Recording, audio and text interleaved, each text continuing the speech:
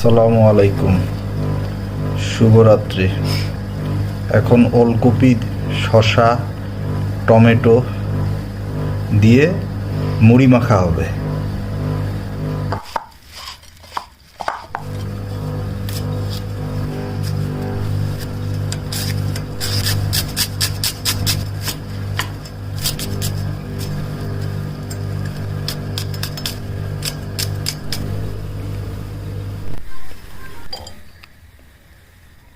আদা কুচি,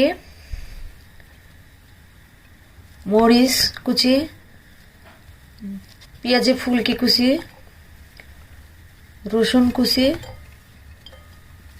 ধনিয়া কুচি, এগুলাকে মাখিয়ে নিব।